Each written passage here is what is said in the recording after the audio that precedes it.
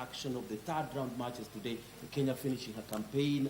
That will be against Algeria at 11 p.m. And also we'll be having another team in this particular group. That's Morocco facing Senegal at 11 p.m. So the final round of group matches at the WAFCON 2026 beginning today, but it is Group A that kicks this particular round off. And also be looking at the Commonwealth Games that just culminated last night in Glasgow, Scotland, where Kenya did put up a good show, and we'll be telling you in what position did Kenya finish on the medal standings, and also some of the glittering athletes, so with outstanding results that they did bring glory and honor to the country, and also the surprise results of this and much more. So, and highlight or spotlight on the Kenya Medical Training Colleges, KBC Games. We'll be having a guest and also the organizers talk to us about the event that happened last weekend.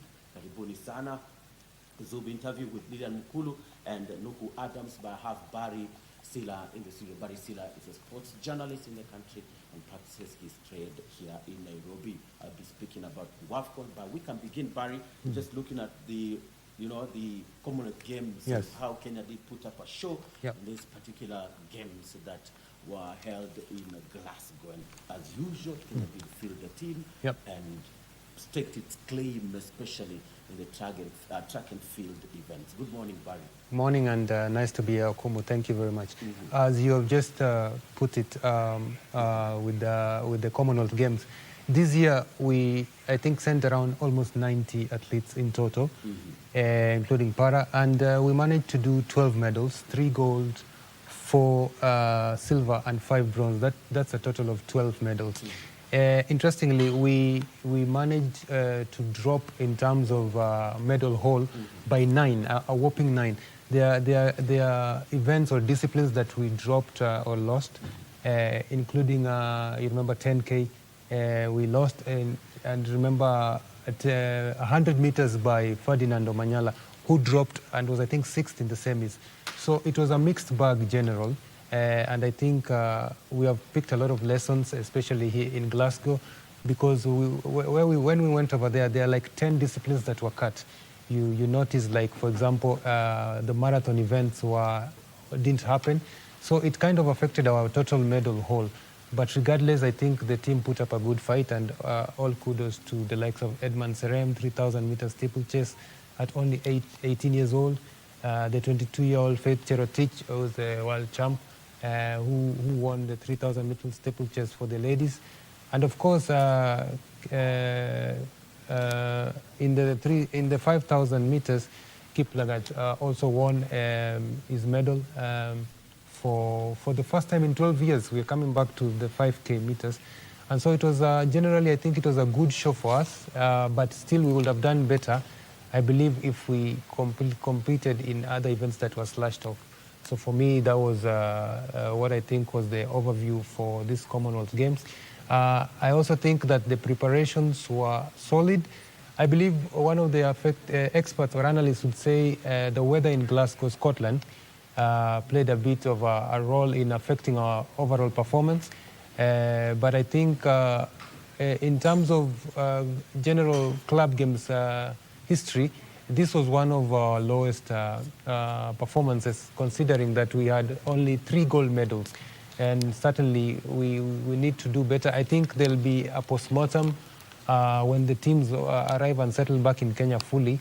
So certainly we are looking forward to just getting a report card on how it transpired. But for the gold medalists, the bronze medalists, and the silver medalists, I believe they deserve some kudos, and I'm sure the State House will do some good things in terms of monetizing. Yes. Sure, indeed. And I mean, Barry, what a beautiful wrap-up or review, yep, of the club games. Yes. But again, do you think that these particular games are getting to, to attract more, are they more competitive, or are they losing their luster? I believe, these are club games, so English colonies pretty much, or English-speaking nations. And if you've noticed, there is usually a cluster. For example, a lot of the athletes usually focus on diamond leagues. They usually focus on world championship. and of course the Olympic Games. The reason why this is not so popular, this club games event, is because they don't really have monetary value. You just get your medal once you're on the podium, and that's it. And so a lot of key athletes are not didn't participate here. For example, in Kenya, we didn't see the likes of Faith Kipyegon, Emmanuel Wanyonyi. I believe who are prepping for more serious events, or the events with money. And so club games, for me, a lot of athletes do not really focus on them. And this is primarily because of the monetary aspect. Yes. Sure. And also maybe one of the key elements that we did witness at this year's games was the shining of East Africa's netball scene, and that's in Uganda who they just finished just outside the medal bracket, but really a good count of themselves. Absolutely. I remember Uganda at one of the, I think, the top side in Africa, number 5 in the world. So certainly a very, very good show. Just unlucky there to miss out on the medal bracket, but it certainly tells you that in this team event, certainly countries like Uganda are really coming good and offering the world competition glimpses of what they have. And I think it's very commendable what they're doing. Some of these events, remember, a bit of a long time ago, they were a bit either fringe or other countries were dominating. But now seeing African countries, especially from the east side of the bloc, doing well here, I think is something to emulate. And I think Kenya will pick lessons, because their neighbors, Uganda, they don't like to be left so behind. But so I think Kenya will pick vital lessons. So for me, I think Uganda has set the bar quite well, and it's commendable really what they're doing with netball. Also South Africa is a good side in this event. Even Namibia is coming up well. But of course, what we learn from events like these club games is that we need to have a lot of investment on team sports, especially these fringe games. Netball is one of those that has been overtaken by sporting disciplines like basketball and volleyball. But with good investments, especially on the youth, we will come good. Sure. Yep. And surprise medal for you from Team Kenya? Was it the weightlifting? Yeah, the weightlifting by Amunga Mboya, fantastic. The young man is only 21 years old. He noticed his talent, I think, in high school when he was in Thika. And he started practicing. He's an African champ as well. Imagine at 21. So, yeah, one of the, what I'd call outside track events that we've shown that we can do well. And also Irene Jepkemboi, for me, the bronze, the first ever field event for the ladies, where she picked bronze, and that was quite commendable. She's American-based. I think she's getting a lot of exposure over there. So those two field events for me were the unique medals that we have to appreciate. Sure. Yep. And maybe in areas where we were almost there with Yego having his swan song, of course, his last piece of action at the Commonwealth Games, which also believe that his javelin career is also heading to the to a superb conclusion, maybe. Yeah, at 37, I think Yego's done pretty much everything. I believe he's looking at maybe the LA Olympics as maybe to put a cap on his career. But yeah, 13th was not quite good for him. I think you could see in his face it was very disappointing. However, I think he's now setting the bar and modeling or being a role model to coming athletes in that field or in that space. Look at Irene Jepkemboi. This guy is one of his mentors. So for me, Julius Yego has done pretty well, and he's the team captain as well. He's done well with his career. There's a time when he had injuries. And remember, this is the gentleman that learned this trade online on YouTube. At one point, it was called the YouTube man. And so for me, I think the very fact that he appeared in this event, I think this is like his third event in that stage, it just goes to show that he's very committed, dedicated to his craft. And for me, this is something that we should emulate. Sure. And for the, we did see some of the countries that we rarely see. Let's say at the global, most of the key global events like the World Championship or even the Olympics. But here at the Commonwealth Games, I think it's also a platform for everybody else to come, and it's an equal playing ground of some sort, I would say. But, the weightlifting, especially dominance by the East Asian nations, was really maybe something that did catch everybody's eye or those who are following the games. Yes. The good thing with this event, and perhaps this is why Australia leads the whole, there are many or minute events that many people maybe don't focus on. And that is where other people shine. And, you know, countries like Isle of Man really came good. Now you see the likes of Malaysia, Philippines, coming through very well in these events, like in Singapore, in weightlifting, even boxing as well. And it's a good thing to see that some of these events are not really losing their sparkle last year, because a lot of people are paying attention or investing in these sports. And so for me, the East Asians have particularly impressed me. Even by the way, you'll even see what India has done. India has really impressed me, even in athletics. And this goes to say now there is no dominance by one country. Other people are picking up as well. Sure.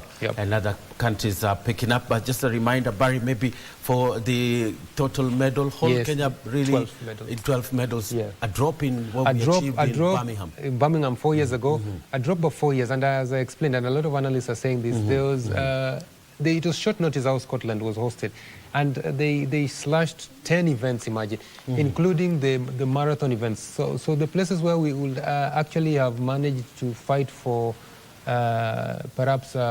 fight for medals, we lost.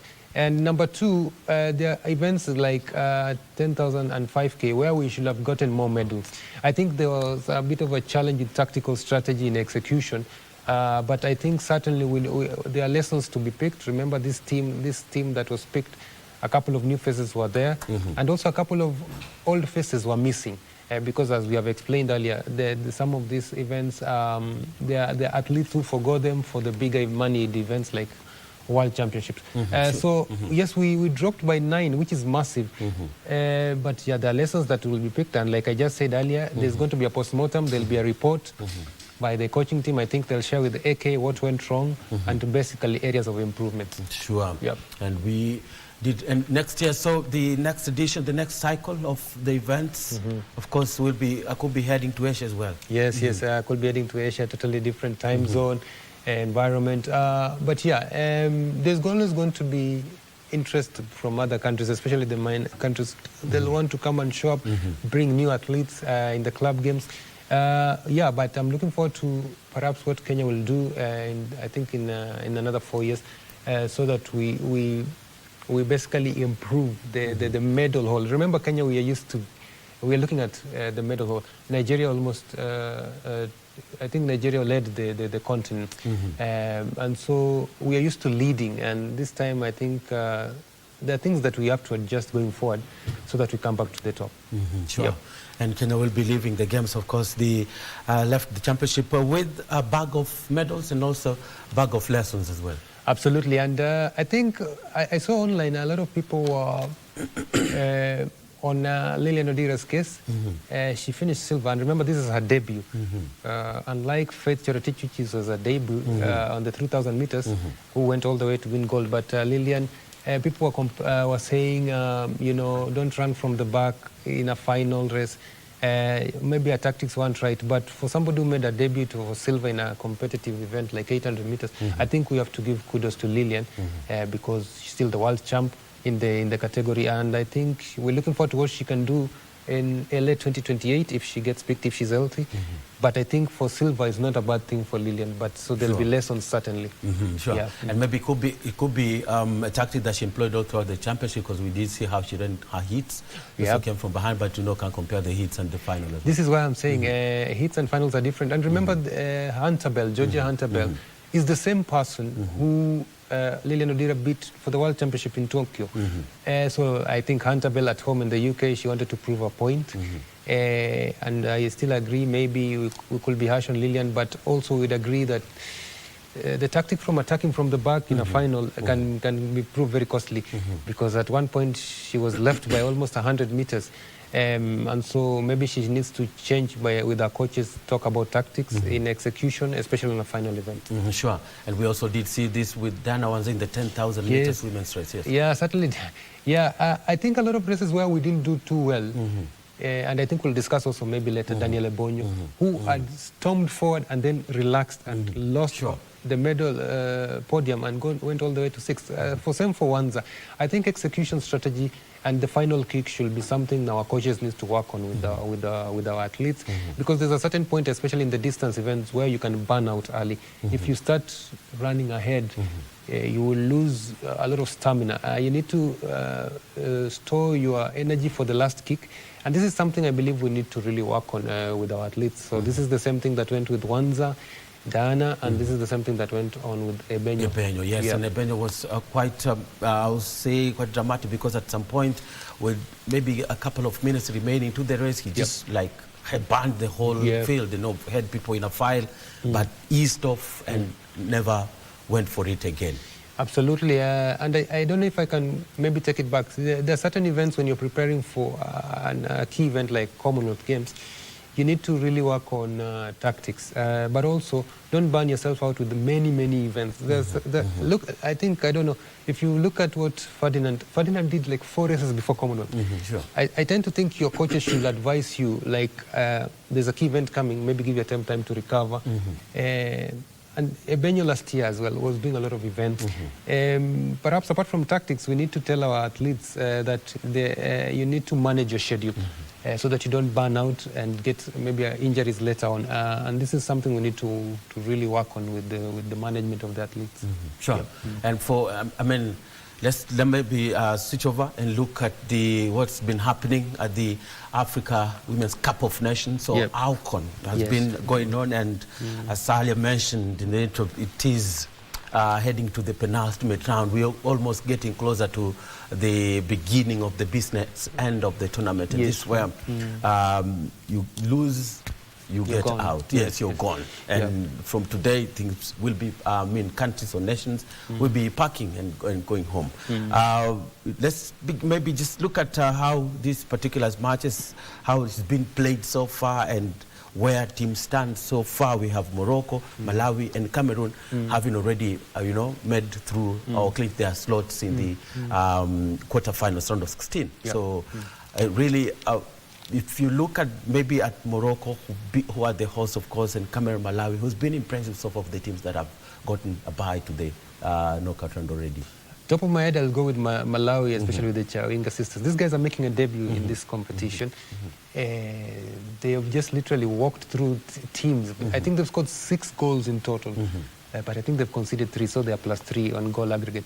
But they've done pretty well under their standards. The Southern African teams are doing well. So Malawi, I think, top of my head, you see what they did with Egypt the other day. They tore them apart until they conceded the last funny free kick. So I think Malawi is going to disturb a lot of teams. They look composed, they look very confident for a team making its debut in the big stage for the women football in the continent. I think they are a team to watch, what we can call a wild card. They'll completely astonish teams, because I don't think they don't have anything to lose. So it's a team to really look out for. Number 2, the hosts Morocco are doing well. Remember, Morocco has had a hat-trick 2 times at home while hosting, losing. So I think they have a point to prove this year. They have quite a good coach who was with Spain, and so they want to make things right. The third team I think I'd look at is Zambia, though they've played once. Zambia is a team, this competition has been won since it started by only 3 countries. Nigeria 10 times, Equatorial Guinea once, and Zambia as well. So I think it's going to get interesting in the business end, like you said, penultimate stages, especially once the group stages end today, I think, with Kenya playing, Morocco playing, Algeria playing. So certainly it's been very, very interesting. But the disappointment for me has certainly been South Africa and Nigeria. Nigeria just barely scrapped through yesterday night with a 1-0 win over Zambia. Which was all important, right? But also against Zambia. Against Zambia, it must have been a great result, a great relief for the coach and the team. Great relief for the coach and her team. But I still feel like Nigeria have not stepped on the gas really yet. They need to find out what's happening and get on with it, because a 10-time champion, everybody wants your glory. And now you have to prove why you're the best in the continent. So I believe if they manage to go through to the final end of the run of this competition, now we need to see a different Nigeria altogether. Sure, and maybe for the defending champions, Nigeria, I know that, as you said, they lost their opening match, of course, against Malawi, but also they host Morocco. Yeah.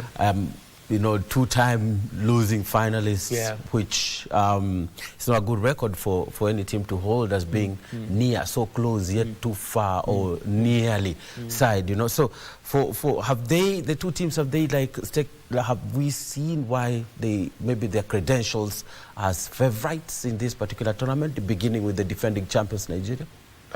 Nigeria, like I've just said, is a team that needs to work a lot on to see how sharp they are. They have not really done much to convince me why they deserve to defend their title. And this is why I'm saying, once you can get out of the group stages, now you can come alive again, rework your strategies and tactics, and the coach has a lot of work to do in that area. The Nigerian media will react if these girls are thrown out early. They are harsh on the teams. However, this is a team with pedigree and a lot of top players, all of them playing abroad, led by Oshoala. So I'm still betting on them to go beyond the group stage, but after that I can't really put my full trust in them. But however, Morocco looks to do things well. But I don't know if Morocco, they usually just do this way. Then they lose steam at the end of the business end. But they've started well. They're at home. Like, they've changed the tactical bench or the technical bench. They have good experience in the team, and I'm sure they are the team to beat in this competition. Sure. And Morocco will be playing Senegal today at 11 p.m. in one of the final matches of Group A, while Algeria will be up against Kenya. It's also at 11 p.m. All the matches, of course, are running concurrently, and KBC Channel 1 will be live with one of the encounters, while the other match will be live on Y254. So that's how Group A stands. Morocco, of course, heading through already, having gone through already to the knockout round with 6 points, having won the opening 2 matches. While Algeria in second place lost to Morocco. Now they're second on 3 points, and Senegal clinching that win against Kenya, 3 points, and Kenya also being so lucky against Senegal and losing by a goal to nil. They'll be playing against Algeria. Remember that Kenya has yet to one of the just 3 teams in this tournament out of 16 teams that have not registered a point so far in this particular competition. So they'll be looking maybe to bow out on a good note or on a winning note against a difficult Algerian side, who also will be just out to also get a win and seal a place, confirm their place in the second round of the action. Yeah, this group is particularly interesting because it's pretty open. Sure. And for the number 2 slot is still wide open. Yeah, between Senegal and Algeria. No, even Kenya as well. Even Kenya, mathematically, yeah. So I think Senegal needs a win just to confirm things. Though a draw same as Algeria. Yeah. Though a draw might realistically put them as one of the best number 3s, I don't know. But Algeria need a good win and hope their rivals Morocco get the job done against Senegal. But however, interestingly, we need Morocco to beat Senegal properly. And then we do a miracle win then against Algeria, and then we could ultimately go through on GD, goal difference. Football is crazy. Crazy things have happened. So until the last minute, until the whistle is done, until the permutations are done, I believe we can say perhaps Kenya is 30% still in this until they win a match, and hopefully the other teams drop points. Until the last matches, the last kick of the final Group A matches tonight. That's at midnight. So Kenya still in it mathematically, but again with the -5, it's crazy. It's crazy for them. And allow me to say this. I don't know. There's been a lot of heat of some key players who were left behind, and they're saying in key areas like attack we were missing very crucial experience. The likes of Gentrix Shikangwa, Wamboy, and the likes of Corazon Aquino, who can unlock as an offensive midfielder, who can unlock defense. So there's been a lot of noise why you left some key players, but again the coaches know best. Sure. But I think if we had this experience at the WAFCON, it will be different now. Yeah, sure. And questions will always be raised whenever a team doesn't perform well. Yeah, all the questions will be on the come under fire. Yes. Yeah, selectors, including the coaches. Why did you pick this person? Why didn't you pick this person? This person is doing so well. She's not even making it. the likes of Shilwatso, these are key players who perhaps should have made Cynthia Shilwatso, who should have made a name. But again, there are key young players coming through. Marion Serenge is doing well. Showed and some this, brilliance against Senegal, yes. Valerie Nekesa, even Elizabeth Ochaka, this platform is for selling yourself. And I think some of these players have done pretty well to get the jersey on. And so we're looking forward to just how far they can go in their careers. Yes, sure. Yeah. And maybe shining lights for this particular, as much as, we haven't scored a goal, so Starlets is really waiting for their first win, especially in this particular edition. What have been the, the positives that maybe have been taken from, we can draw from this particular participation this year? From the second group game against Senegal, I think we were a bit unlucky, but we played really well, I think, especially in the opening half. Hit the post three times. Yes. I feel like we can, if we are clinical up front, we got the tools to do damage to teams because in the first game I think we were either battling nerves and we conceded silly goals. But second game it was just one minor mistake, but we were tactically organized as opposed to the first game, and so we were just unlucky. I think to pick the positives I'd pick in this tournament is that if we can build on taking our chances, then we can go far. Sure. Yeah. And of course, so the Group B, Ivory Coast, again, quite an open group here. Ivory Coast at the top on 4 points, Burkina Faso second on 3 points. So they beat Tanzania, while Tanzania is third on 3 points as well, having, beaten South Africa in the opening match. And South Africa, the winners in 2022 are fourth on 1 point. How will it end? Of course, Burkina Faso will be up against South Africa in the final match, while that's tomorrow, while Tanzania will be against Ivory Coast in the final match. Who is likely to scrape through here? Of course, Ivory Coast on the driving seat in the group with 4 points. Yeah, like you have rightly said, this is an open group, but it's also an interesting group. Like what Tanzania has done, it's really surprised the teams. It was unlucky to win 2-1 against Burkina. But yeah, I feel like Ivory Coast are doing the business pretty well, and they can just get over the line. However, I'm very disappointed with South Africa, the 2022 champions. Banyana has not really showed up for me in this tournament. They've been pretty lucky in some instances. They should have been buried already, but Dr. Desire Ellis has a lot of work to do with Banyana in the last final match to stay alive. I remember now they have to depend on other results to go their way in this group stage so that they qualify for the penultimate stages. Yeah, but certainly Banyana has not impressed me at all. They need to work well. But Tanzania look good, and they should be proud of where they are.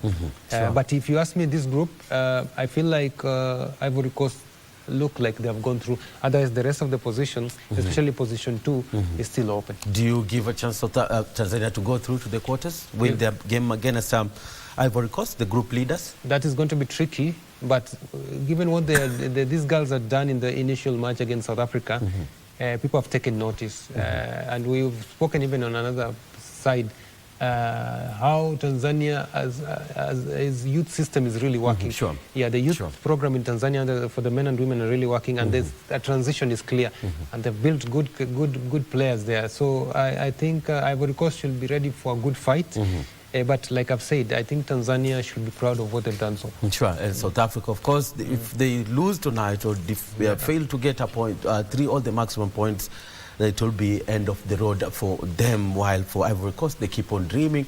They hold on to the top spot on 4 points. And Tanzania, of course, they're also dreaming in this, and they play Ivory Coast in one of the must-win matches for them. Or just a point will be enough to see them through, so long as Burkina Faso doesn't win against South Africa. South Africa also, if it ends in a draw, then it will be advantage for Tanzania in this particular. Group C has Malawi, the surprise package of the tournament, debutants on a roll. Yes. Yeah, Group C looks good with Malawi. They are doing the business and proving why COSAFA is one of the strong outfits, the sub-regional, subcontinental federations, if you will, or confederations. They are doing very well, Malawi, and as debutants, they have impressed a lot of people, even shocked a lot of people. And I still feel they can be able if they do the last games well, they can be able to sneak through to the penultimate stages. Yeah, but like Tanzania, I think Malawi should be very, very proud of what they've done as debutant. For the first in the first show, they have proven critics wrong, and certainly I want to see just how far they go, especially when the group stages end. Sure. Malawi, how of course they did win against Egypt. They beat Nigeria. Have they one of the surprise packages who can go all the way? Yeah, this is a dark horse, if you will. Sure. Getting point against Egypt and Nigeria is not easy. But now you see they're leading, and they're basically qualified, with 6 points. So I want to see what they can do in the business end of the tournament. Now that's where we see we separate the wheat from the chaff, and we get serious. So I feel like Malawi has done enough to be where they are. And so we just need to see what they can improve better on. I remember the first game, they also conceded not so good goals. They need to work on communication element at the back line. But the Chawinga sisters are leading a revolution in Malawi football. And it's going to be beautiful to see. I just want to see Zambia, Malawi, South Africa, just who will go all the way to the end in the southern region.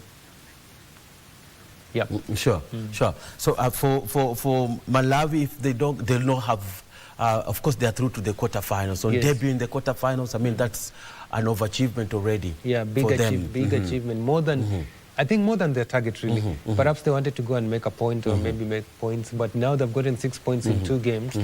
That is good enough. Now they can plan ahead from the quarters going forward.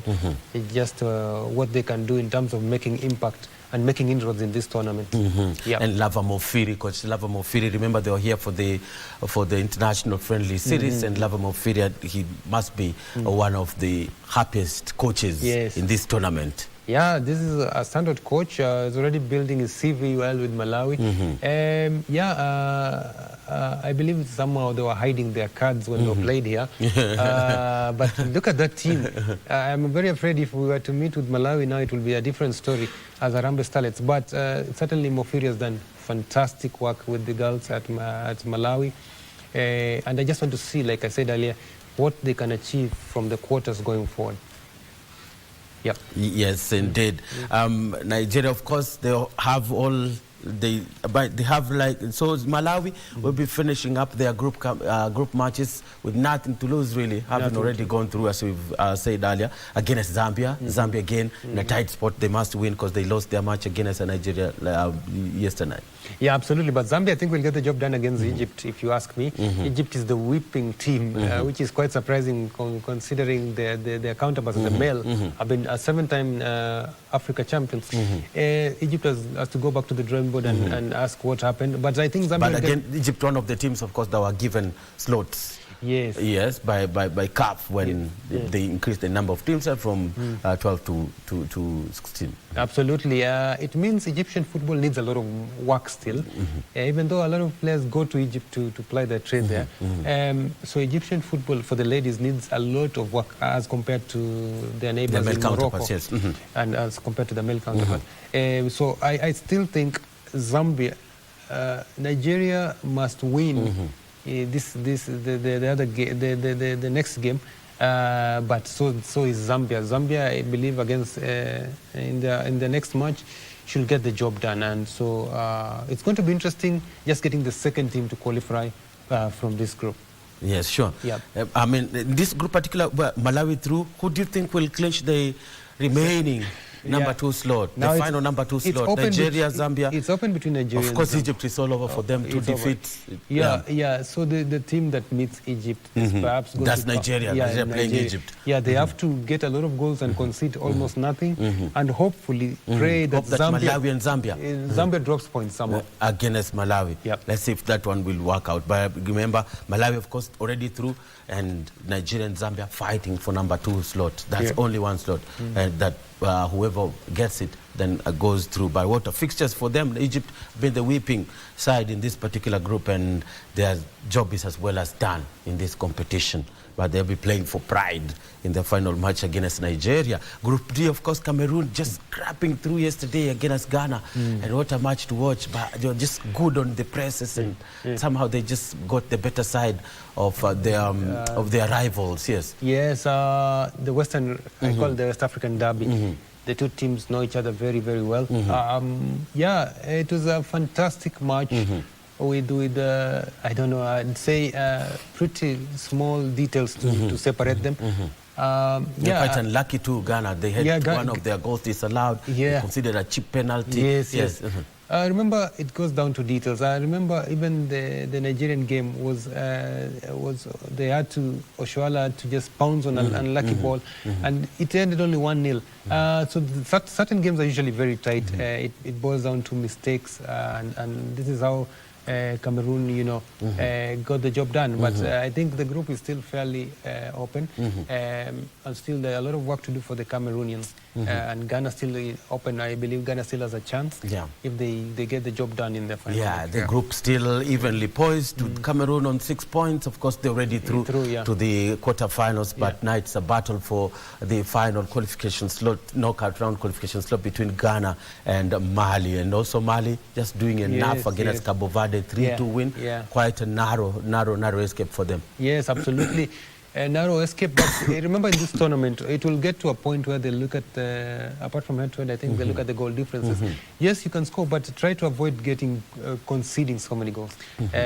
So yeah, Mali were lucky, narrow escape, like you said, 3-2.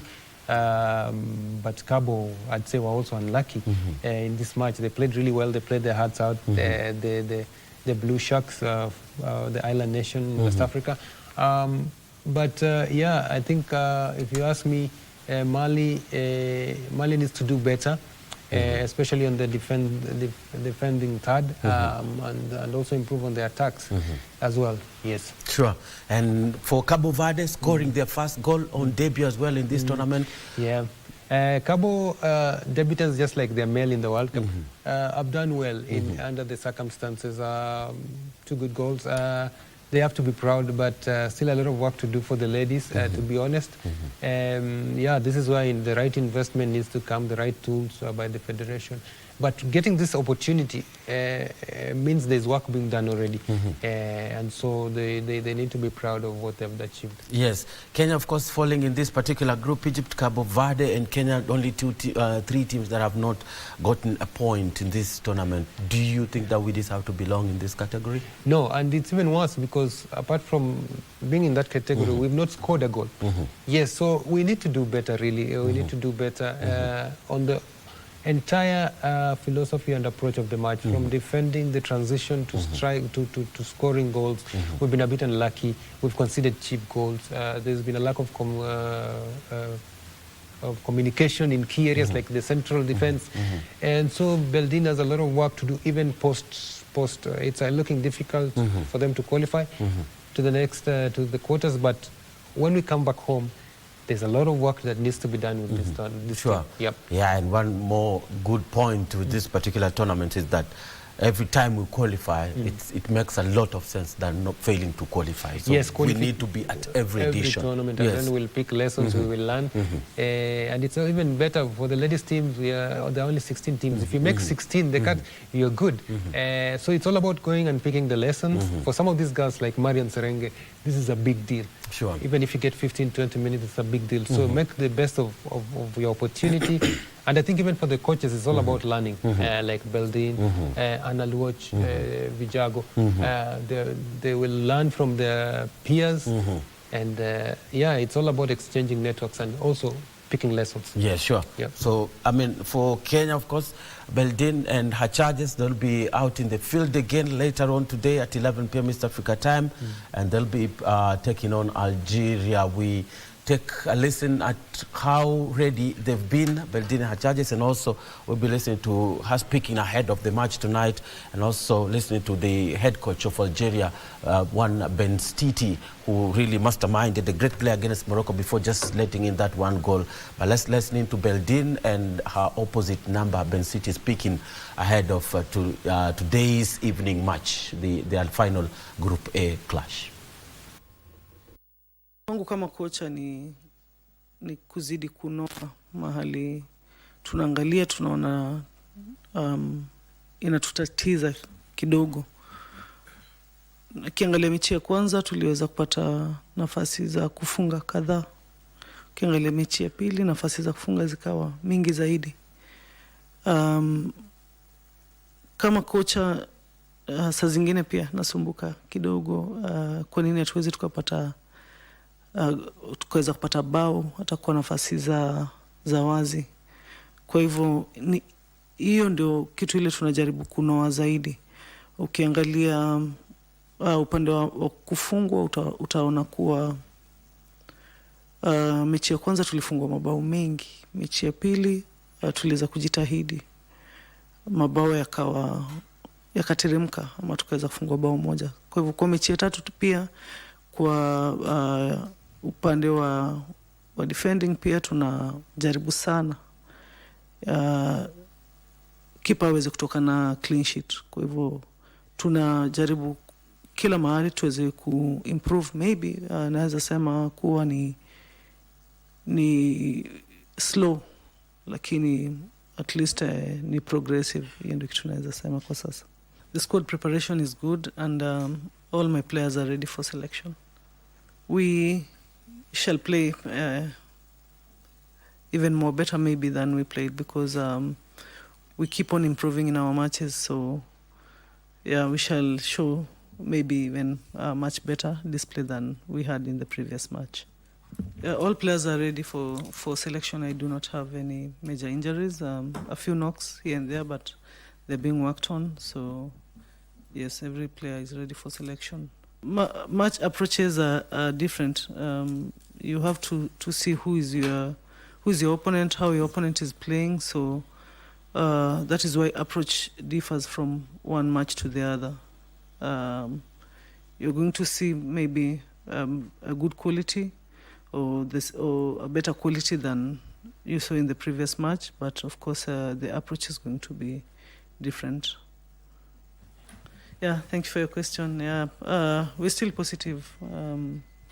We still have 90 minutes to play, and we are going to give our best in the 90 minutes. So yeah, we're still positive. We're still going to play like we've not, like it's the first match. We're still going to fight to get something at least. Thank you.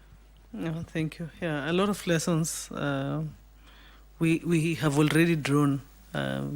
We've seen levels of different teams, levels of playing continental. It's been long since we played. We only have one player in the squad. She didn't even play. She was part of the squad.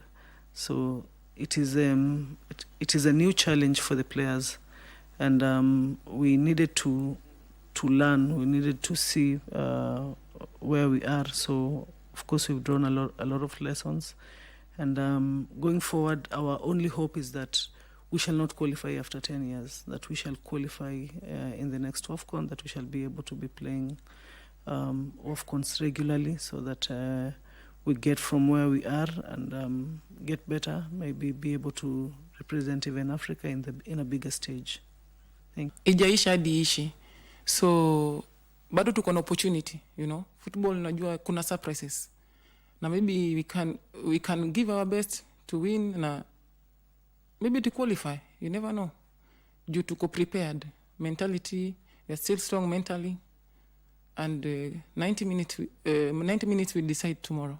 Yeah. Thank you. I can say the experience I have combined with the players we have. I know we are going to give our best in this last match, and it is possible. It is still possible that we can redeem ourselves to go to this quarterfinals and achieve our dream that we came with here. The morale is still high. The players were still prepared, and what I know, we are going to take the positive things that we had in the last 2 games and take them to the next match. And I believe and trust that we shall come out victorious. Football is a game of surprise, you know. The last match we can still redeem ourselves, so we still trust we'll do it until the last minute. So we are still positive. I can say we've learned a lot in this tournament. We've met good players, and with that, we learn every day.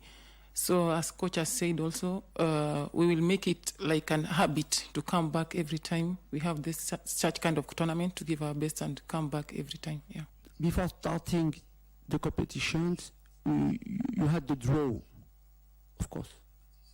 Senegal, Morocco, Kenya. When I worked a long time ago, immediately after the draw, Kenya was the priority.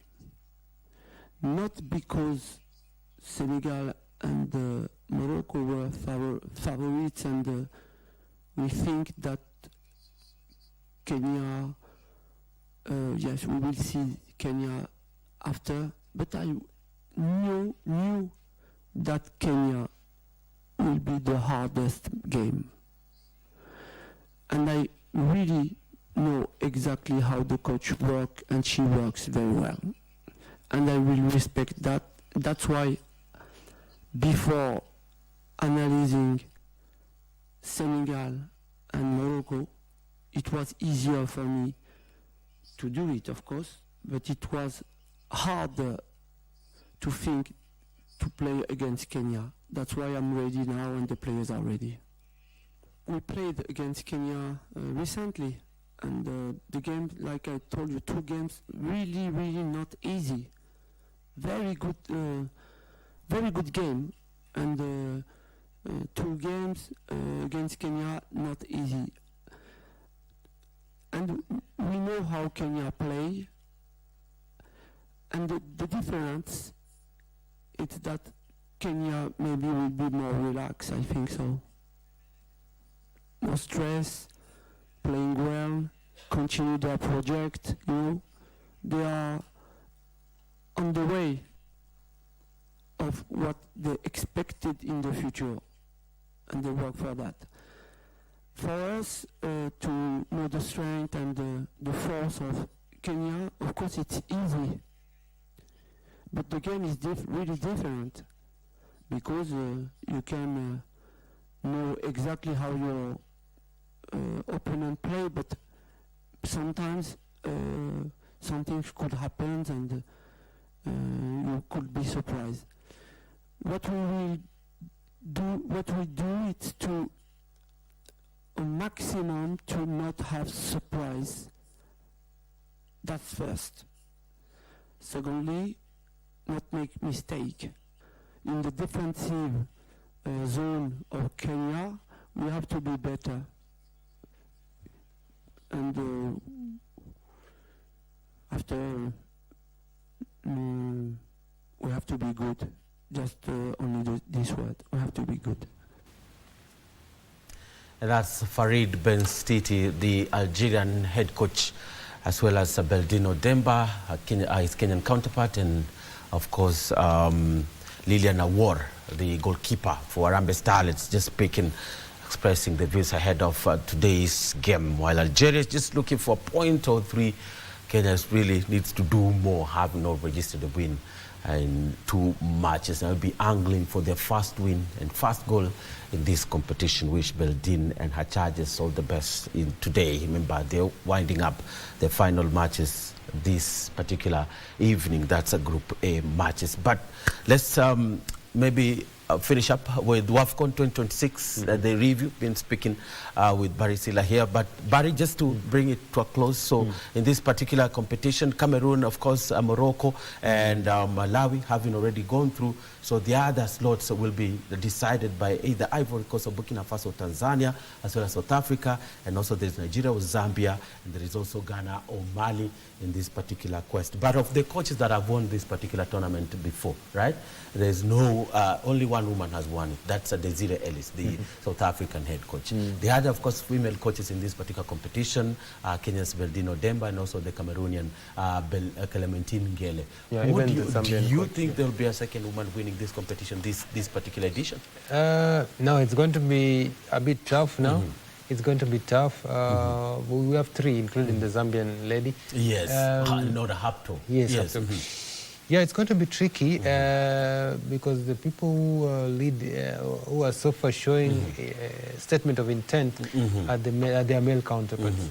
And so, yeah, maybe they have to prepare better for the coming tournament. But what I like is that this is, the lady coaches are getting opportunities at the highest level, including our very own Beldino Demba. And so we have to encourage more women coaches to be fight for this stage. Sure. Yep. And also it's a shopping window for our Kenyan players who get an opportunity to be exposed to the, various coaches or scouts are watching. So it will be those who shine, they get their profile goes up and maybe they get a better opportunity elsewhere to apply their trade. But also maybe in football, just before we wind up on WAFCON review and preview, we have the Sekafa Club Championship. We just returned after years lull, and it enters the semi-final stage this week, and that's tomorrow. Gor Mahia, Kenya's Gor Mahia up against Al Hilal. That's tomorrow, and Jammus from South Sudan against the host club. That's Rayon Sports. So tomorrow will be the semi-final stage for this competition. But stay with us. We have a lot, including taking a look at the preparations for the national women's volleyball team. That's the Malkia Strikers, who are upping their preparations, stepping up their preparations at the Kasarani Gymnasium ahead of this year. So next month, this month actually, Africa Cup of Nations Championship will be held in the country the first time since 2018. So Malkia Strikers, of course, they are in camp. I'll be linking up with our colleague, that's Frederick Mwoki, will be giving us an update from there. And also later on the interview, I'll be speaking with the KMTC management on the Kenya Medical Training Institute's games, which culminated last weekend. So we have this and much more. Stay with us. I'll be back with more.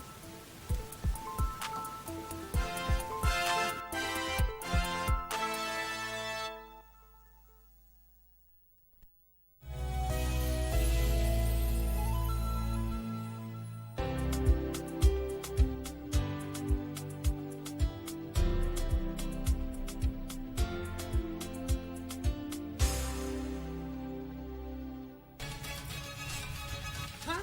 Is it true? She's really a girl?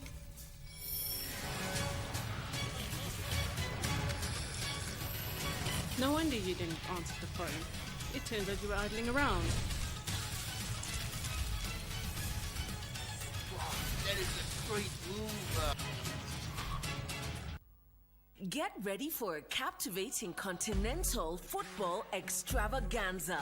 KBC Channel 1 brings you exclusive coverage of the 2026 Women's Africa Cup of Nations, WAFCON.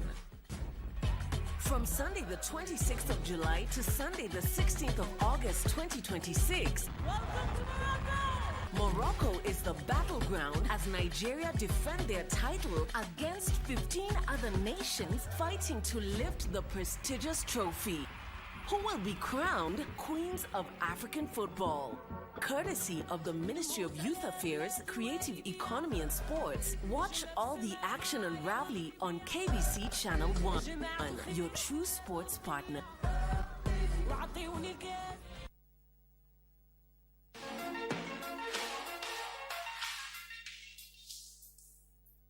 There's the delivery into the penalty box, another chance, the header, what a save, it's been picked up again, and it's been volleyed in, 2-0 for Malawi. Mahashihata pushing the ball away, but Faith Chimzinu is the goal scorer. And she really hit it well. Beautiful strike from the parried, pushed away ball into her path. Oh, that was the first header. She wasn't going to make a second mistake. It was a great save there from Mahashihata. Kandawire's cross was a delight. She got there first. Look at that, from a tight, acute angle. She drives it in, 2-0 for Malawi. who are certainly underlining the fact that they are keen to move through to the knockout stages.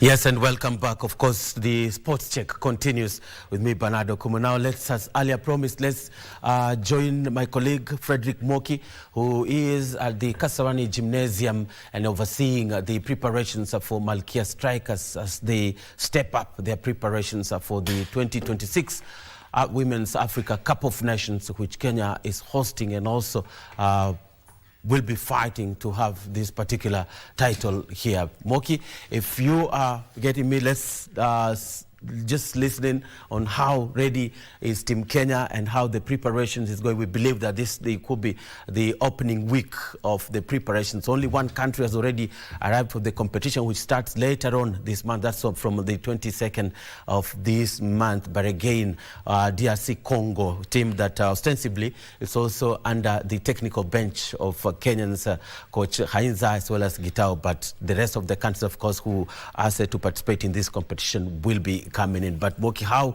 is Kenya's preparations? How is Malkia Strikers' preparations for this particular championship?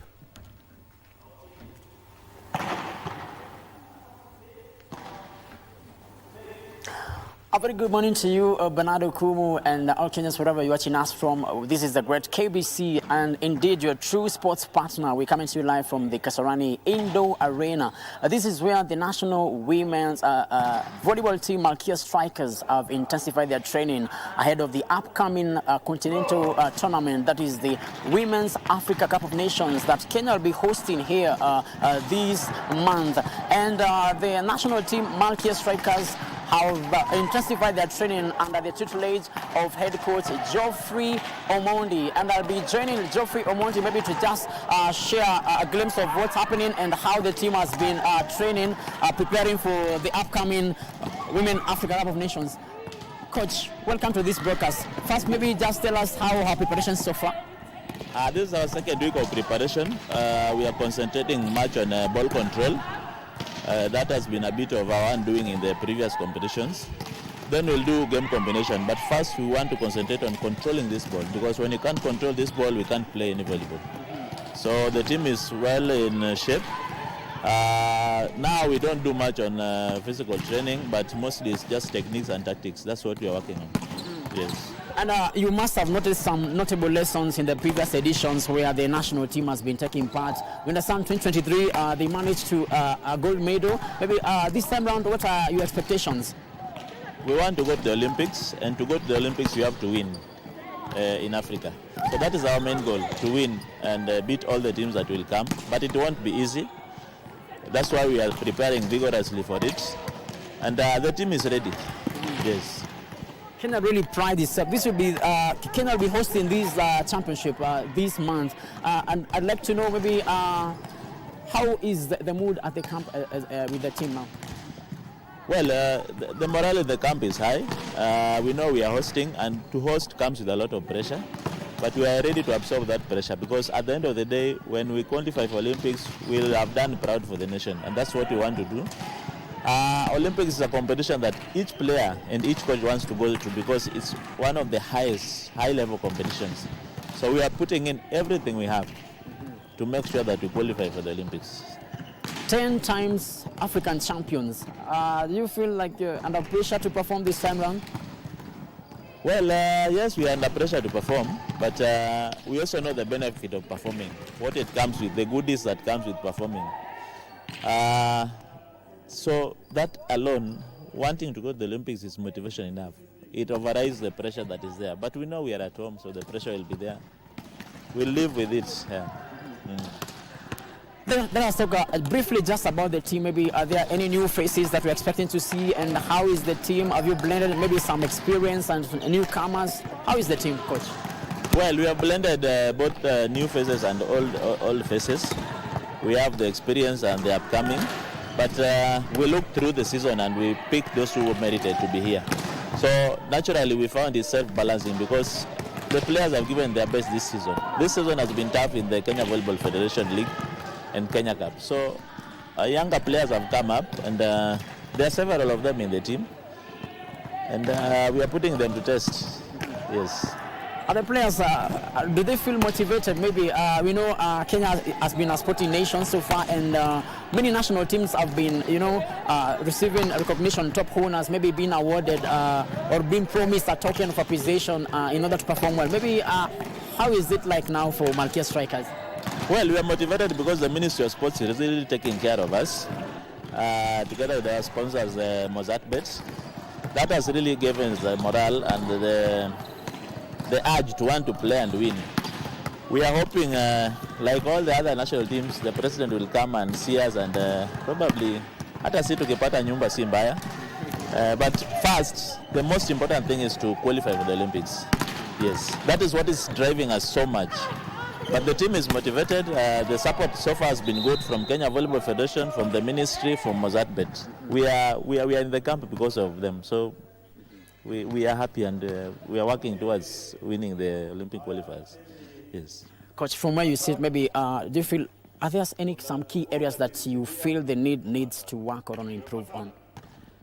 Well, what has been a bit of our undoing is the ball control, like what you see we are working on behind here.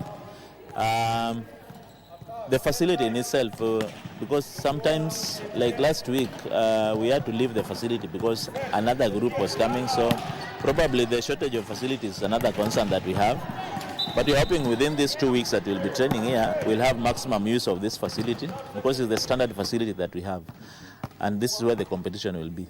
So that's probably the challenges that we have on the venue and the facilities. Like the balls, you can see we have very few balls. And I believe the Federation is working towards bringing more. All will be well.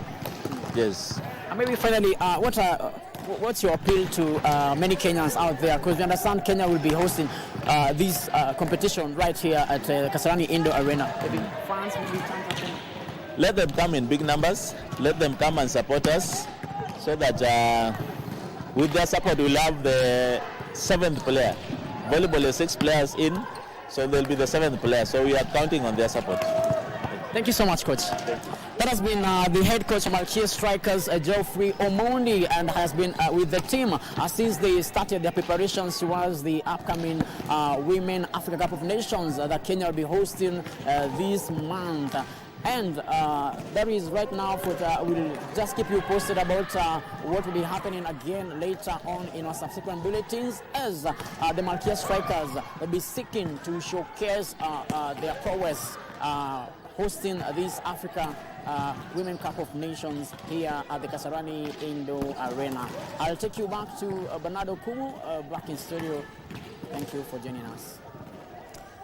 And thank you so much, Frederick Moki, with the latest update on the preparations of Malkia Strikers, and also spoke to the Malkia's head coach, Geoffrey Omondi, saying about the mood in the camp and also what they are, the team's focus as far as the preparations is concerned, and just talking about moving the training not so physical nowadays, but to more of science and sports medicine, so to get an edge over the rest of the competitors or teams that are participating in this year's competition. And as I mentioned, one team already has arrived for the championship, and that's the Democratic Republic of Congo, who arrived in the country over the weekend ahead of the competition. 2 weeks of preparations, and of course Kenya is hopeful of winning the 11th continental title, being one of the, if not one of the, but the only successful, the most successful nation as far as the history of this competition is concerned. So 16 teams will be battling out for the sole trophy from the 23rd of this month through to the 5th of September at Moi Kasarani Gymnasium. So we wish Malkia Strikers all the best as they continue getting in gear for the games ahead of the championship spiking off later on this month. And at stake, of course, will be a slot in the gunning for to get points to the qualification, countdown to the qualification for the 2028 Olympic Games. But we'll be having another review of the same, of course, in our subsequent bulletins by Fred Moki, who will be prayer report on the Malkia Strikers preparations. Coming back to the interview segment now, again, as promised, I have our guests from the Kenya Medical Training Colleges Games, and the National Games 16th edition just held over the weekend in Kitui, and they successfully culminated with the teams being awarded over 90 campuses taking part. And with me in studio, I have the organization structure, members of the organization structure of this particular games with me on set to talk about the future, the targets and the successes, as well as the failures and the challenges of these games, if you may like. And I'll begin, ladies first. At the center is Grace Mwangi, the Deputy Registrar of the Student Affairs. Karibu sana, Grace. And David Manando on my immediate left. Yes.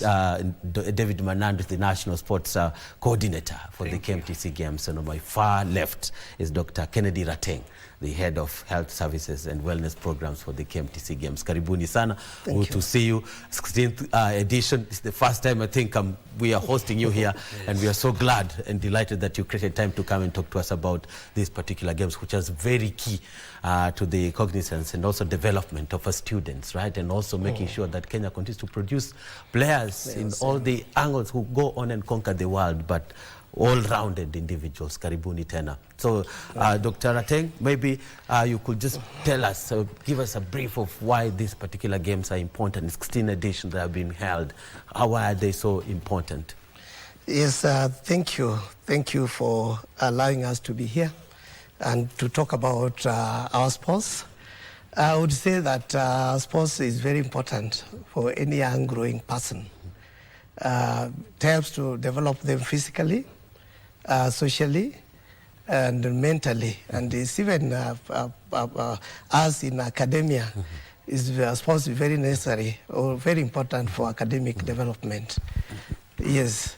You see, through sports, they learn how to, they learn a character of endurance, they learn to persevere, resilience, and such, which is very important for any young person. And in particular, when it comes to physical fitness, which is all about sports, this is very important. We are seeing lifestyle disease becoming quite a threat in this country. And this is through things like physical activity, like sporting, such disease can be prevented. It's quite a shocking thing that disease like hypertension, we are seeing about 34% of our young people having high blood pressure. That's quite high. And through things like sports, we can prevent such, making them physically fit. They develop muscle strength, bone strength. Socially, this is very important to them because they learn to form good relationship, things like discipline. They develop networking, which is quite important. And as in medical practice, teamwork is very, very key. And the word team comes from majorly is used in sport. They learn how to work as a team because we health as it is. Care comes from a varied professional within the health. There's a physiotherapy and such. So through sports, they learn to work as a team, even in their practice. Sure. Yes. Grace, maybe you can just add on what the question asked about the importance of these games, but you can talk about how these particular games have enhanced the cooperation and whether there's what purpose do they serve in 2026. Thank you very much, and I'm glad that you're having us here. The 16th edition of Kenya Medical Training Sports National Sports Competition comes at a time when we need everyone in Kenya united. So one key thing of our sporting activities is national cohesion. If you look at our distribution of campuses, we are everywhere in the country. Every corner of the country has a campus. And our students are drawn from everywhere, all populations, all ethnicities, gender. And so it's a time we need to be together as Kenya, and KMTC provides such an opportunity for students. So when we gather together in one venue, doing our sports together, that aspect of cohesion comes out very clearly. For us, we say, beyond the game, we are one. And whoever wins in KMTC, it's a win for KMTC, not a particular person, not a particular campus, but it's a win for all of us. So cohesion is very important. And as he has brought it out, having our students, especially again, at this particular time of the year, it's the end of an academic year. Students have been through a lot of academic, grueling academic activities, and it's important that they relax together. So one, their well-being and their ability to come together, unite together, and cooperate as a college. And with the complexities of cohesion, what do you learn? What do you realize? Well, when I look, the most amazing thing for me is to see the students in the field, because you're not able to tell this one comes from this ethnic group, this campus, or this background. We don't pick. And one unique thing in our competitions this year, we had a team that came from the refugee population in Kenya. So the inclusivity of our sports is very key. So as they play there in their uniform, you're not able to tell this comes from this, and they stay together, they eat together, they play together, they do everything together. So for me, it brings out that that picture of we are together, we are one, the unity in KMTC. And Manandu, as the national sports coordinator, you know, for these particular games, the over 90 campuses, to be precise, 92 did participate. Would you say that the level of competition and the quality of the play that we did witness was one of the, you know, the one that as the organizing structure was looking out for? Definitely, sir. Thank you very much for inviting me to this show. And I'm telling you for free that from the results, you can tell that our campuses participated actively, and more so, the results tell it all that you hardly get one region getting the win. You get, if it's football, it went to Homa Bay, men football went to Homa Bay. Next was Mombasa. Meaning, when these people think of soccer meant in, let's say, Western or Nyanza, you find that our students are mixing well because they are well distributed in all campuses. We have the same characters who are playing good game. Again, when you look at talent nurturing, especially when we invite the officiating officials who are the football federations, and also the companies which need some of us to further their talents. When we identify them, we have really relied on some of the big companies like the Kenya Ports Authority. They have been picking our students from Portrees, and they are doing well in their campus, meaning what we really start as a way of keeping our young Turks busy and making them benefit from sports. It is also becoming away from what we do. They are also getting chances elsewhere. They get what they do, they learn, they graduate, and then they work in Kenya Post medical session, as well as playing for them. We've got several, we've excelled even beyond the boundaries, because a student in Imanza who is already currently in Imanza by the name Nicholas Mwiti is playing for Kenya. He's an athlete in Kenya. He's performed in Germany. He's a long distance man. He's done it in Germany, England, and he's playing, and he's benefiting because he's even paying his school fees by himself from the marathon he's gone to run out there. So I can assure that our competitions are worth it. They are even measuring to standards, because we have those evidence of people joining big companies and also participating in big events out and in the country. Yes, and maybe just on the same of talent nurturing, but what happens to the talents that shine in these competitions? Is there a proper pathway for them? Yeah, no, but we really encourage them because this is something in them. Like now I can also quote another student who is my student doing medical lab here in Nairobi campus, is in the netball men. Netball was not really known to men. It used to be associated with females. But this guy learned it all long ago. And now he's playing for, he was out with the Kenyan team. But we encourage them because learning can cease. You are here with us for only 3 years if you are doing a diploma, 2 years if you are doing certificate. But once you exhaust, you excel in the same, what had brought you here, then you can also participate in your events. Like that gentleman now is doing his exams. He attends the tournaments which are out organized there, and he's doing well. So basically, we don't really leave them to miss the career which they had chosen, but we also encourage them that athletics and ball games is also a career nowadays.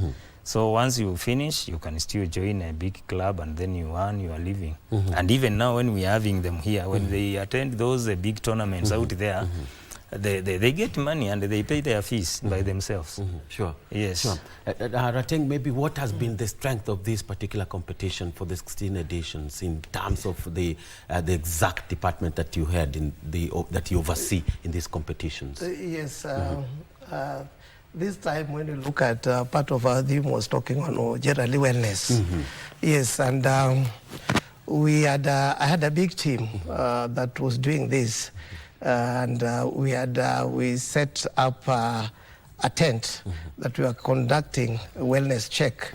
We did what we call pre-participation wellness check for our students who are participating, which is very key because sometimes you see players would want to play, not knowing that perhaps they have a health condition that can be catastrophic or can be very dangerous as they play. We were able to pick such. Again, we had, I would say that the fields, the fields we were using had issues, but we had very few injuries, and this was because we prepared them. You know, we did all the education, health education, to help them avoid the injuries. And this to me is a great success, that injuries in sports can be prevented when teams are well prepared, and even complications, that health complications that can be associated with sports can also be well prevented when pre-participation medical examination is done. But we also used this because this is a time we gather many people gather together, our students, our staff, and even those people who come to watch our teams play. We take this opportunity to do a wellness check for everybody there. And we were able to screen quite a large number of people with various health issues. We identified people with people who did not know that they have a problem with their blood pressure there. People who didn't know they had a problem with their blood sugars. We are able to pick. Yes, so it's quite a good opportunity for generally wellness program. Yes, I would say that is why I would view it as quite a success. We had also, I've talked about injuries. Yes, we had very few injuries, nothing so serious that we left a student behind being admitted in hospital. So this is quite, was quite good for us. Yes. Yes. And is sports science and sports medicine quite at the center and front of the program? Yes, we are. Through this, actually, we have identified a need to come up with a specialty training at Kenya Medical Training School on sports medicine. And because we have also realized when you look at many teams in Kenya, the teams playing for Kenya or clubs, many of their sports, what they call team doctors are former students.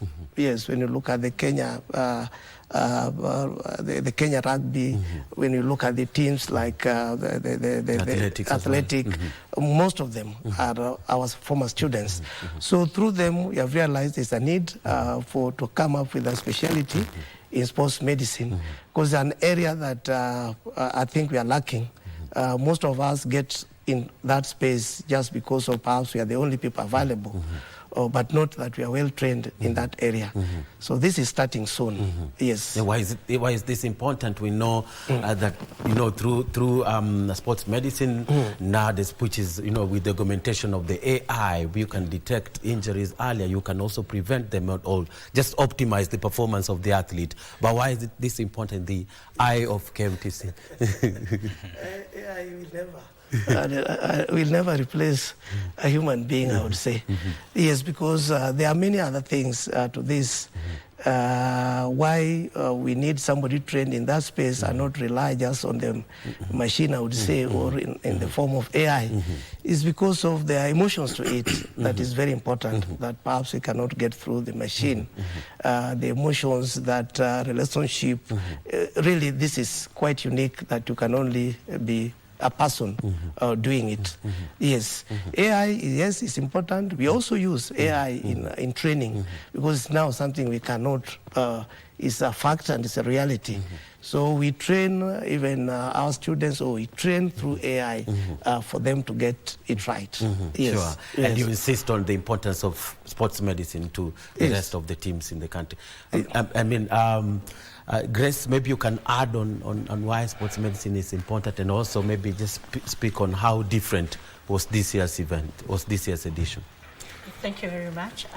Touching on sports medicine, and I'll pick it from the AI conversation. And that when you look at a human being, we are looking at him holistically. There's a biological, biological aspect, then there's a psychosocial aspect, the psycho and the social. And I don't think AI replaces psychosocial very well.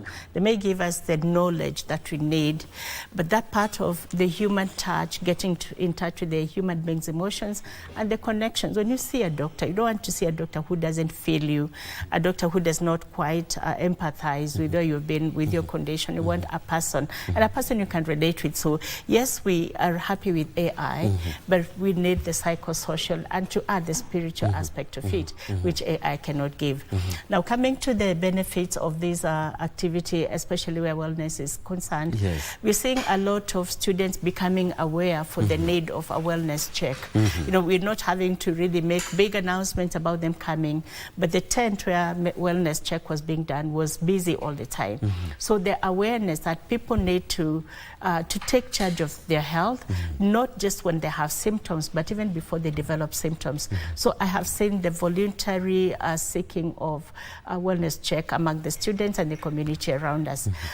We also took that opportunity, the advantage of this competition, to create impact on the community that hosted us.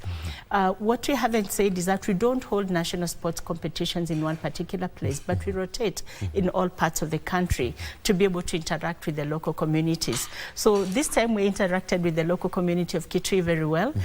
We had them coming to benefit from the wellness check. And what he forgot was the blood donation drive that happened during the competitions. That will support the health facilities in Kitui. At the same time, during this competition, we partnered with many people. We partnered with the primary schools, a primary school that hosted us, and secondary schools in Kitui that hosted us, not just for the field, but also the staff of those places were working with us, enhancing, the interaction with the community, the cohesion, and benefiting the community. Of course, businesses in Kitui came up because we were available. There was a big market available to the people who were selling their wares, their foodstuffs, and everything around us. So we saw a lot of vibrant activity. The transport, the border who we partner with very well in other areas that Dr. Rick coordinates here, we saw them coming to provide service to us, and we interacted very well. We had an opportunity to interact with the county government of Kitui also, because we had the CEC Health officiating our opening ceremony, and we took advantage of that and expanded on our partnerships and discussed several MOUs that are in the pipeline, because we rely on these facilities for training, and they rely on us also to provide labor for their hospitals. So it was an opportunity, not just for sports, not just for wellness. We had network, we had collaborations that came up very well. Of course, the county has a vibrant sports section. We had the Chief Officer of Health, Chief Officer in charge of youth and sports gracing our occasion, and it was an opportunity to discuss how we can expand sports. And of course, we received a donation from the governor of, we got some trophies and balls. So beyond the game, we saw more than the games. We saw a lot of networking, a lot of collaboration, enhancing partnerships and cementing the partnerships that already exist. Sure. Yeah. David, of the disciplines that are contested during these particular games, right? And just speaking to you before, we have athletics, ball games, and racket games as well, and a slew of indoor games. Yes. Are this enough in 2026? Yes, for 2026, they were enough, but we had also anticipated to have introduction of netball men in the 17th edition, and also rugby ladies, because they are in our policy, but you know, they were not really featuring well in most of the campuses. So some of the campuses had started training those two events, and there were also areas of improvement as far as drought is concerned. Drought, they wanted to play forward and backwards, that is casino.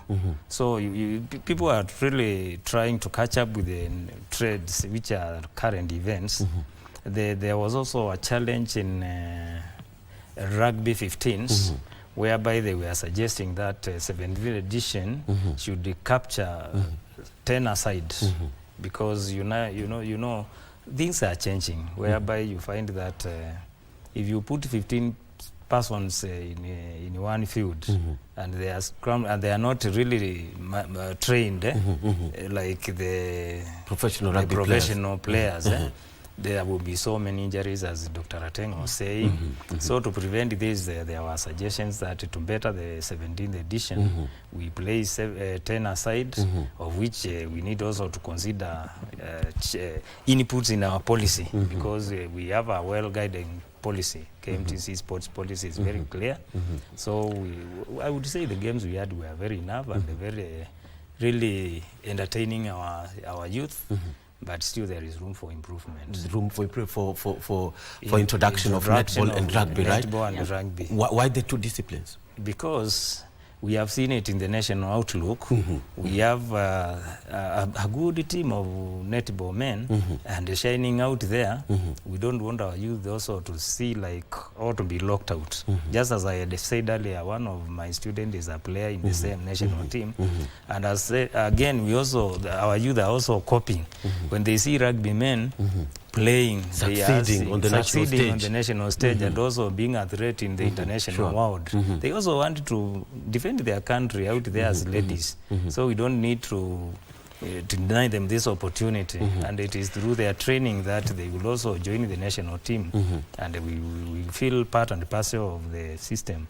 Sure. Yes. And also badminton and table tennis. Yes. What would you say have been maybe some of the shining lights of this particular indoor games? Definitely, games like badminton, lawn tennis, and also more striking is the darts. We've got very good darts players who are from here. Some of them are being attracted by attracting the big multinational companies like Kenya Breweries and like. They like using our good excelling students to join them, and they join their medical camps teams, and then they play for them. So basically all our disciplines, that is athletics, indoors, and also ball games, we are having continuity after college, after training. We are seeing some of our students joining big teams and big collaboration with the other teams which are shining in the country and beyond. Yes. Dr. Ateng, the expansion of these games, the introduction of, let's say, the new disciplines, what other factors come into play? Like he talked about rugby and other factors that are considered before such some disciplines are given a green light. Yeah, just as I said, pre-participation, medical examination is very key. We must make sure that people who have to play these games are physically fit for them. But we are concerned on the field where they train. and the trainers. That would be very key to us, particularly when we are talking about wellness. Yes. But all in all, as we are all talking here, you know, these games to us, they are not only just sports, as Grace has repeatedly said. They are like classroom to our students. They are also opportunities for our students to learn. As I said, most of our students, they are after joining to become team doctors for various teams. This is where they learn. We train students in emergency medical technology. These are people who work in pre-hospital care. And through this, they participate in this, they learn how to, for example, lift a patient from an injured player from the field to an ambulance. So these are not only just games for us, they are even classrooms or practical fields for our students to learn some of the skills. Yes, and with that then, our aim is always to give the best, to show the best, because it's a skill for them, it's a practical learning session for them. That is why before new games or games like suggesting rugby for ladies, for example, come in, we must really look at the international standards. What are the requirements when it comes to health? Who is this lady who should not play rugby? In terms of health, we must learn and we must put that right. Yes. Sure. Yeah. Grace, what's the future of these games? Well, KMTC sports are here to stay because it's part of what we do every day. Let me say that it doesn't start at the competition. It's a lifestyle. Because for us to form a team, we must be in the field all the time, not just when a competition is coming. So we're just picking from those who have been practicing it. So KMTC student sports are here to stay. We can only improve on the standards and the quality of the games. And we realize that with time, we see better output and better performance. So you did ask earlier, after the national sports, where do the best students go? We have not failed to expose them to would-be employers or people who would absorb them. By having the federations involved in our games, we are also asking them, hey, be on the lookout for the best, and you could pick from here. But as an organization, we are looking at an opportunity where we partner with those organizations so that the students who have talent can get opportunities for employment to continue with their talent and perform in their sports. On the other hand, there's that student who may not have the talent, but the sports teams, the teams that are playing there require their services. We have the physiotherapy students, we have the emergency medical technicians and technologists that you're training, we have the nurses, we have the clinical officers, we have the occupation, and every other discipline in KMTC, they would be relevant in sports. So beyond the national sports, you're looking at employment opportunities, furthering their talents, and of course expanding. One thing the management of KMTC has always looked forward to is having our own sporting grounds, and I think that is in the pipeline. In as much as we'd want to go all over the country, we'd also have our own sports facility that will help the students train to the national and international standards, so that when we put them out after the sports, then it's easy for them to get absorbed out there. So we are here, we are glad that we have survived 4 years post-COVID, and we are getting better with time. So it can only improve. We look at the new sports that we need to include so that every student in KMTC has an opportunity. There's no big campus, there's no small campus. I say, like you may say, we are a small campus, we may not have the facilities, but you have a lot of talent in indoor games. You could excel in that. So you're looking out for excellence in the games. You're looking out for possibility of people developing them beyond the college so that they can get employed. They can also provide services for teams nationally and internationally that are engaging in sports. So I keep repeating, it's beyond the game. It's beyond the games. Yes. And Rateng, maybe you could you could touch on why we should have a sporting facility for the KMTC games, which will be a very brilliant idea if that's ever realized. Yes, that is going to be a very important achievement, or a very big achievement for us, because as I say, the sports are not just sports, they are learning session for our students.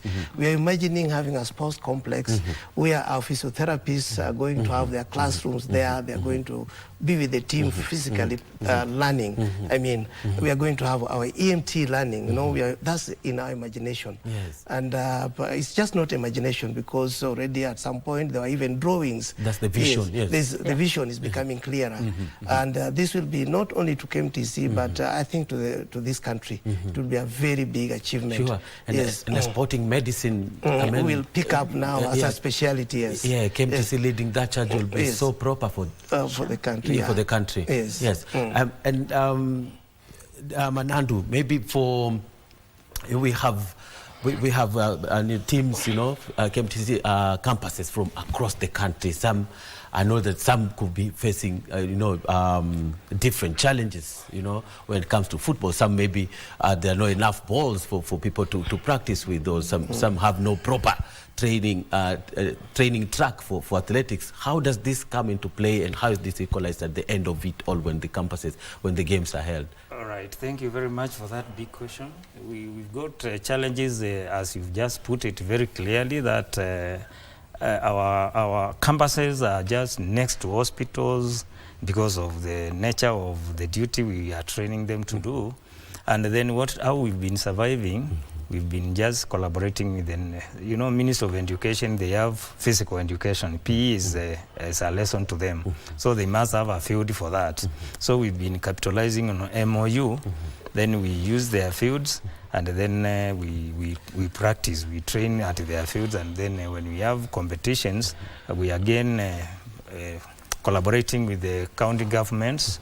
We use their fields, but also when we are using their fields, we are also adding value to them, because quoting an example like Kitui, we went used all the secondary schools and the primary school next to where we wanted to have our fields, but we also modified their community ground to they had a vision now. They realized that they can have a bigger playing ground next to the stadium.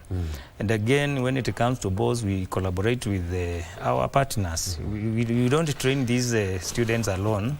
We use people, suppliers with several things like stationery, and if you are having a stationery, whatever, we request that you assist us in whatever else we are doing, in that collaboration of you providing us with the training materials.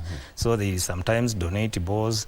When we invite guests in our tournaments, like we did with the Governor Kitui, he donated several balls, about quite a number, plus the trophies. So we rely on our own effort, because I can tell you for free, no student has missed play or played with the usual practice. These papers rolled together to practice as a ball.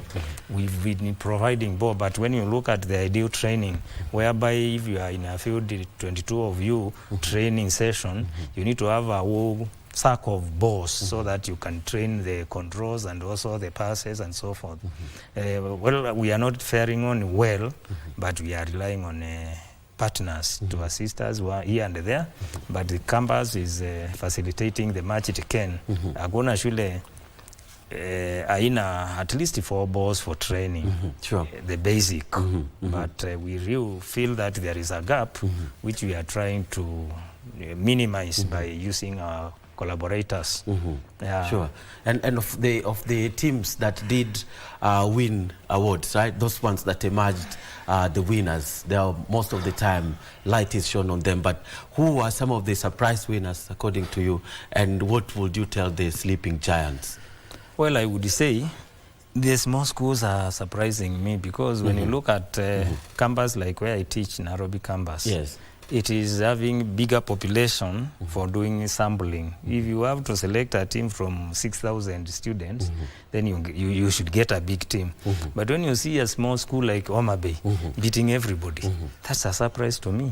It means thorough training, because he has a small sample size, but he has managed to do. Then he was followed by Mombasa, which is also another small college, not as big as Nairobi. So basically, winning is not just a matter of where you are getting the population from, but it is how you train this population, how you motivate them, because we normally motivate them by giving the normal way of motivation. That is a big trophy for everybody. But beyond that, you get a medal. each player, even the substitute and even the other team, because we normally have a limited number of 18 who participate at once. And then beyond that, we also award them with certificates, and these certificates add value. When you do an interview somewhere, you are a medic and they need to employ somebody, and then after exhausting the professional part of it, they ask you, do you have any other extracurricular paper that can prove that you are a team player? You know, there are so many things, as Grace has put it, and Dr. Ateng. The sports teaches so much, like teamwork, like cohesion, like playing with one another, as in formation of the character as well. Yes, and molding character. We normally value these sports that when we reward that with a certificate, we are sure that this one at one point it will break a tie whereby you are being interviewed with the rest, and when they are just idle, you can tell them to wake up, and it will add value one day or the other. In addition to that, you know, obviously where there is training, there are challenges of that ability to get the exams, pass the exams. You find that when you are exhausted and maybe you have concentrated so much, when you go out there in the evening and train with the others, you relax. After relaxing, when you go for your next assignment, which is group discussion, you participate and become good. And above all, when you all participate in sports, it molds, it stops these disciplinary cases of an academic, because if you don't tame the energy of a youth person, you will use it in the better way you may not think of. So it helps us to curb the issues of indiscipline other than academic disciplines. So the sports, I would say, those people who are just wasting a lot of time in maybe doing things which are not helping them, they can embark on sports and it will build them, and they also have an advantage of that. So they should wake up and join sports. It is good, and then good for their health, as we had said earlier, and also giving them an opportunity for future. Yes, and maybe still on you, David, how does maybe KMTC work with you know, several federations, you know, like football, like volleyball, netball, rugby, and any other disciplines that KMTC takes KMTC Games, you know, takes part in terms of the capacity building of the coaches? Are there established mechanisms of how you work with these coaches to, you know, transfer the knowledge to the students and players as well, and athletes? Definitely. We rely on all these federations and we use them. Even we play zero role in officiating our events. We normally say, let us use the federations so that they can add value to whatever we had trained our students to do.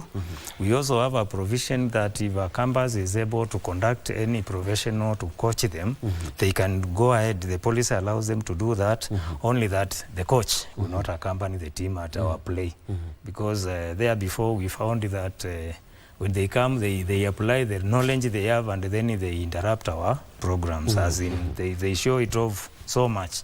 So basically we are using all the federations, we are using all the rules of each federation, and we are abiding to them. And again, when they are officiating, we allow them free will to build our teams and advise, and even after the matches, we are one and the same. Yes. Definitely, we've exhausted for the 16 years we've been in this affair. We've never been far from all the federations. Sure.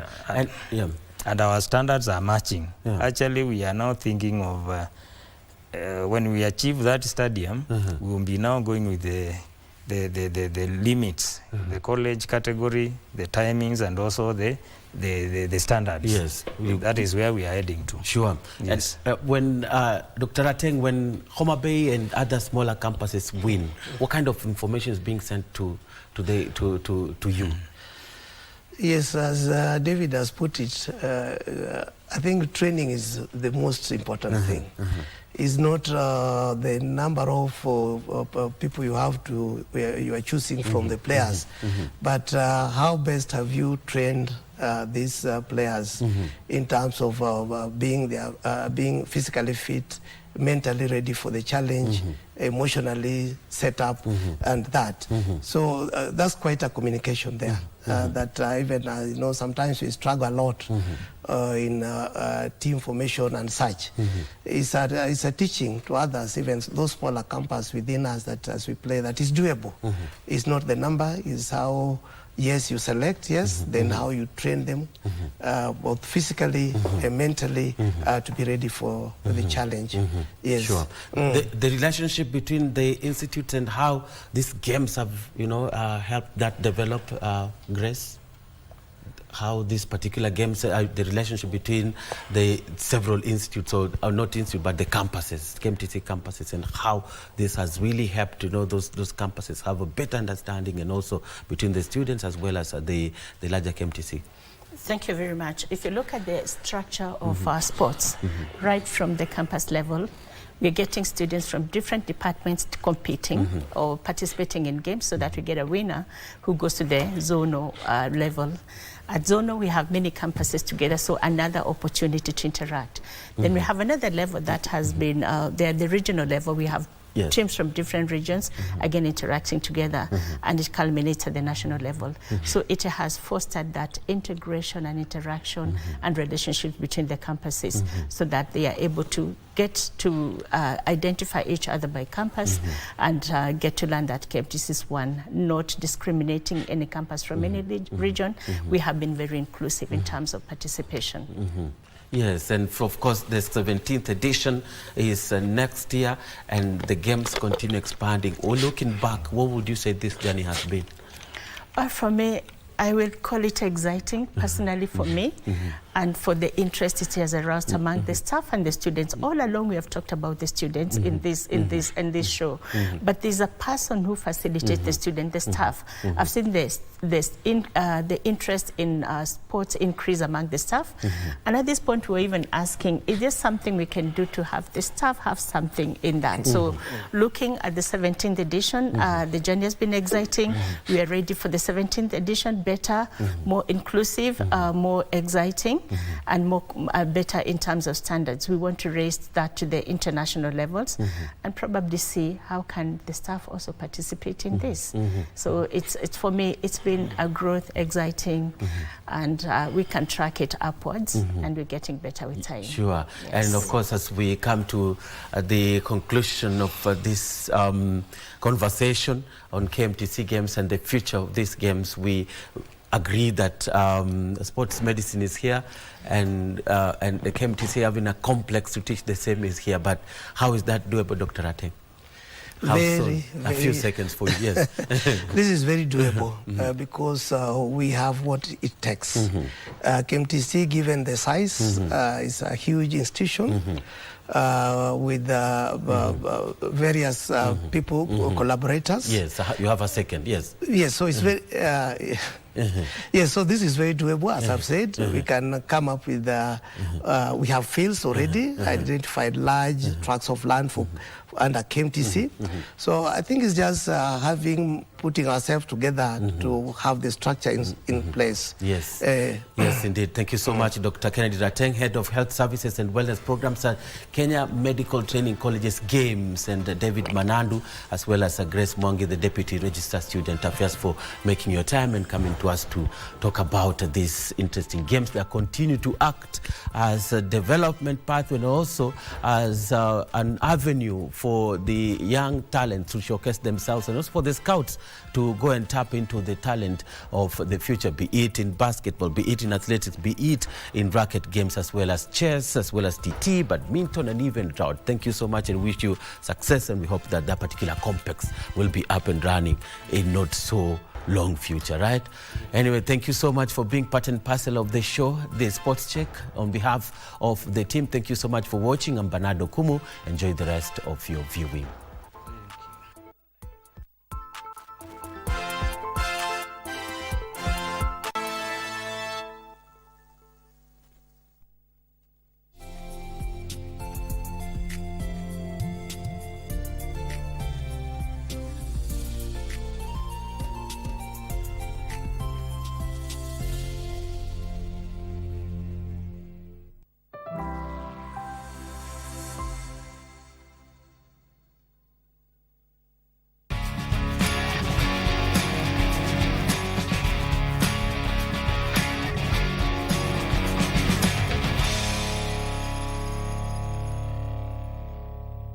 Florence Wasike has done it all in athletics. She has been to the track as well as field events in a combination that has seen her stand out for Prisons Kenya, where she works up to date. I started running while in school, and even not in school, I can confess that I started running while in my mother's womb. Because when I became a student, I was an athlete, I was trained, I was nurtured. Until now, I'm still in athletics. The University of Nairobi graduate continued with her ventures to star in several championships, among them these African Games where she won a silver. My most favorable and memorable race was that in Melbourne, Australia. It was my first outing in Australia, and it was I was a young athlete, and in fact I was the youngest in the team. So it was my first experience in Melbourne, Australia, and I made it up to the semi-finals. That one encouraged me to make it, to push on until I went to 3 Commonwealth Games. I have attended the All African Games. I'm the silver medalist in African Championship, and I know you are there with me. You can attest to that. And even in the heptathlon, I did it also well. So I'm happy where I am now. Wasike specialized in the 400 meters and 400 meters hurdles event, with the hurdling event still attracting fewer female athletes in the country. Those days it was tough. Nowadays I see like it's like it's easy. Long time ago, until you qualify, it needed a lot of training, it needed a lot of nurturing, it needed a lot of discipline, it needed a lot of training. You do all sorts of things, and above all, discipline mattered a lot. So nowadays, I don't see much competition, but I'm very happy because it has begun, and it's the first time that our teams are going for the World Championship in relays. And she went further to compete in the enduring combined events, namely the heptathlon, which includes 7 events, namely the 100 meters hurdles, the high jump, the shot put, 200 meters run, the long jump, the javelin throw, and the 800 meters. To be an heptathlete, it needs discipline, it needs perseverance, and commitment too, because in heptathletes a lot of events. It's a combined event thing. It's a 7 event thing. You need to run, you need to jump, you need to throw. So it's upon you to plan well how you are going to master all the techniques. When you are doing a jumping event, you are doing a throwing event, or when you are doing